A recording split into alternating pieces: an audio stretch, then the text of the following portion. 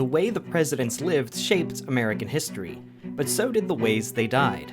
Like the last words of George Washington. After a wintry horseback ride 2 years after leaving the presidency, George Washington developed a sore throat. It seemed mild, but as his doctors tried bloodletting, a common practice at the time, his condition worsened severely. 2 days after the illness began, the father of the nation died at his Mount Vernon home, leaving the nation to mourn, but also to take solace from his final words.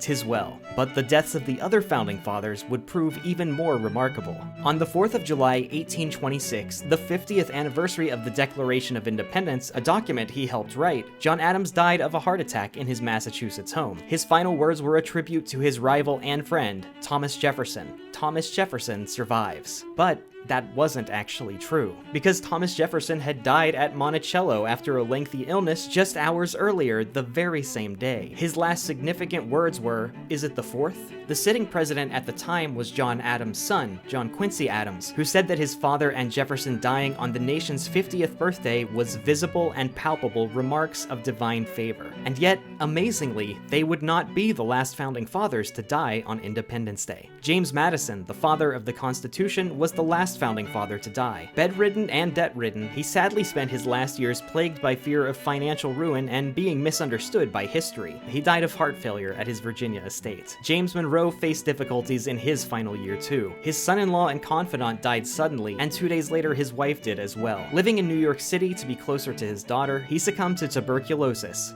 on July 4th, 1831. During the 1828 presidential election, supporters of John Quincy Adams' rival, Andrew Jackson, had spread rumors saying that Adams was secretly dead. He actually lived for 20 more years, continuing his political career in the House of Representatives, where, during a contentious vote on the floor of the House, Adams suffered a catastrophic stroke. He would die 2 days later in the speaker's room of the U.S. Capitol. Andrew Jackson was the first sitting president to survive an assassination attempt, famously beating his would-be killer with his cane after both of the assassin's guns jammed. Years later, after enduring ill health and wounds from both war and duels, Jackson died of tuberculosis and heart failure at 78. His last words to those present at his deathbed were, "Do not cry. I hope to meet you all in heaven." Yes, all in heaven. White and black. Martin Van Buren, the first president born in America, died on July 24th, 1862, in Kinderhook, New York, the same small town where he'd been born, succumbing to bronchial asthma and heart failure at the age of 79. William Henry Harrison's death from pneumonia was historic for several reasons. It occurred only 1 month after his inauguration, meaning his presidency was the shortest in American history, but that he was also the first president to die in office. The nation mourned Harrison's death, but the same couldn't be said for the man who succeeded him. In fact, John Tyler's death of natural causes at the age of 71 remains the only presidential death not formally recognized by Washington, D.C. This is because as the Civil War broke out, Tyler had declared his allegiance to the Confederacy and was even elected to its Congress. Given a hero's funeral by the South, his coffin was draped with the Confederate flag, and he remains the only president ever laid to rest under a flag not of the United States. Elected in a turbulent time, James K. Polk pledged to serve only a single term, but the burden of even a single term exhausted him profoundly. After attending his successor's inauguration, Polk left Washington and reluctantly went on a long-planned tour of the South that would take him back to his native Tennessee. He fell ill during that trip, most likely of cholera, and died shortly after at his home. Just 53 years old, his last words were to his wife, "I love you, Sarah. For all eternity, I love you." Zachary Taylor's death didn't happen on the 4th of July, but it may have been caused on it. While attending an Independence Day fundraiser for the Washington Monument, Taylor ate a large amount of cherries and iced milk. He complained of stomach pain afterward, and he died 5 days later after saying, "I regret nothing, but I am sorry to leave my friends." Citizens and historians theorize that he may have been assassinated by poison. When his remains were exhumed in 1991, arsenic was detected, but not at a lethal level, making his most likely cause of death acute gastroenteritis. Though he may not have looked like the fittest president, Millard Fillmore remained in good health nearly until the end of his life, when a pair of strokes left him bedridden. His last words were reportedly about the soup he'd just been served. "The nourishment is palatable." Franklin Pierce led a tragic life. All of his children died young, with his last son dying in a train derailment shortly after Pierce was elected president. The events sent Pierce and his wife, both of whom survived that same fatal train accident, into severe depression. Pierce struggled with alcoholism for the rest of his life, an addiction that likely led to his death of cirrhosis of the liver at the age of 64. James Buchanan is often considered the worst president in U.S. history, a reputation that began when he was still alive. With the outbreak of the Civil War just after he left office, public sentiment turned severely against Buchanan, which left him ill and depressed. He spent his last years defending his reputation in newspaper editorials and memoirs. Before catching a cold and dying of respiratory failure, Buchanan said, "History will vindicate my memory." It would not. Just months after leading the nation through the Civil War, Abraham Lincoln attended a play with his wife and was assassinated by famed actor John Wilkes Booth, a Southern loyalist infuriated by the Confederacy's loss. Hauntingly, 3 nights before his death, Lincoln had a dream in which a funeral was taking place in the White House, and in that dream, when he asked who was dead, he was told it was the president. After being shot in the head, doctors took Lincoln to a house across the street, where he lingered for several hours. When Lincoln drew his last breath, his war secretary saluted him and said, "Now he belongs to the ages." Andrew Johnson, the first president to be impeached, had begun a political comeback in the months before his death, but he remained sensitive to slights, so when he heard that candidates in the Ohio governor's race were bad-mouthing him, he decided to travel there to give speeches. On the way, he died of a stroke at his daughter's farm. Throat cancer claimed the life of President and longtime cigar smoker Ulysses S. Grant. His haunting last spoken word was water, but the handwritten notes he then communicated with suggested he was at peace, with one stating, "There was never one more willing to go than I am." The nation mourned General Grant's passing, perhaps more for his Civil War accomplishments than his controversial presidency, with more than 1.5 million people attending his funeral. Like Grant, Rutherford B. Hayes was at peace with his passing. After suffering a heart attack at his home in 1893, his last words were, "I know that I'm going where Lucy is." Lucy was his beloved wife, who had died 4 years earlier.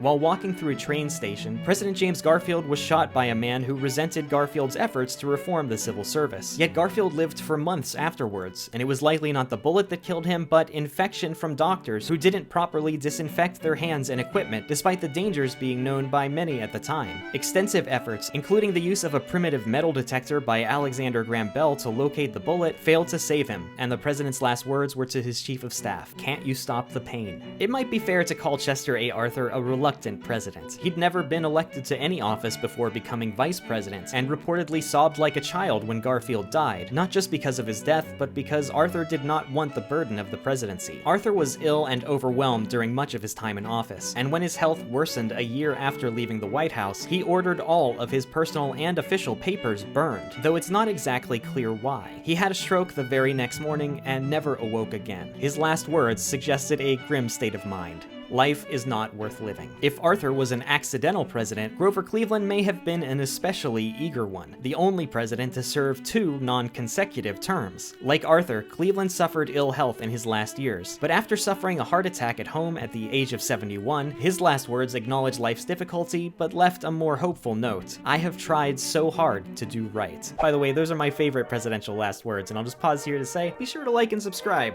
Alright, let's keep going. Benjamin Harrison's grandfather, William Henry Harrison, had died shortly into his presidency, but the younger Harrison lived for nearly a decade after leaving office. Still, the same illness took them both. His last words were, "Are the doctors here? Doctor, my lungs," before he died at his home of pneumonia. Like President Garfield, William McKinley survived an assassin's bullet, and though he seemed to be recovering, later died of infection. On his deathbed, his wife wept and said, "I want to go too." McKinley's last words were, "We are all going.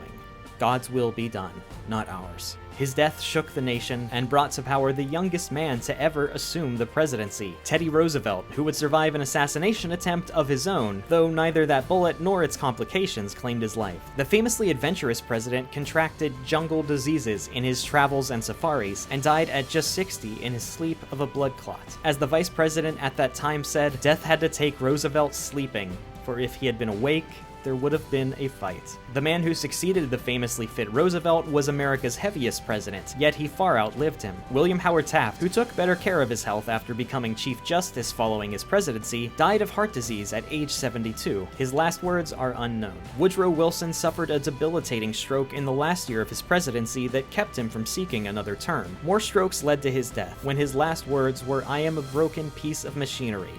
When the machinery is broken, I am ready."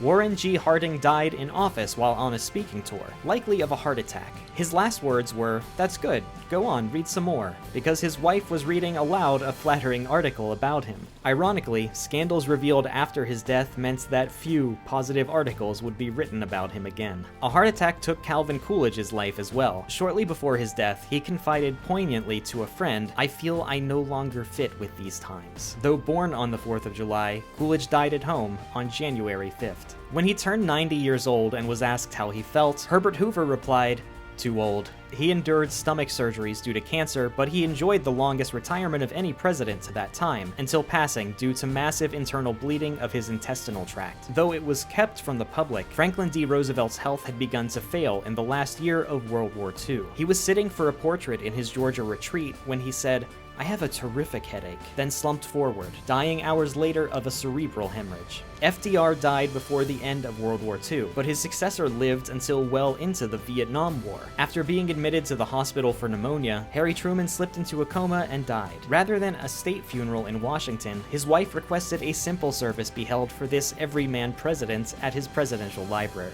Following a long illness, the president and famed World War II General Dwight D. Eisenhower died of congestive heart failure at Walter Reed Army Medical Center. His final words were, "I want to go. God take me." And he was buried by his firstborn son, who had died of scarlet fever at the age of 3. The day John F. Kennedy died was one of the most consequential and tragic of the 20th century. Riding in a motorcade in Dallas, he was shot twice. Like nearly everything about that day, there's controversy about his final words, but it's uncontested that he died at 1 p.m. at Parkland Memorial Hospital. Kennedy's death stunned the world, and the image of his young son saluting his father's casket at the funeral, which took place on the son's 3rd birthday, became an iconic and poignant reminder of American innocence lost. Lyndon Johnson suffered a series of heart attacks after leaving office. The final, fatal one occurred on January 22, 1973, 2 days after the second inauguration of his successor, Richard Nixon. He was buried in his family's private cemetery in Texas, at the house where he was born. Though he had resigned in disgrace, Richard Nixon later returned to public life and became viewed as an elder statesman. He died at a Manhattan hospital after suffering a stroke. Per his wishes, he did not receive a full state funeral, and was buried alongside his wife at his presidential library in Orange County, California.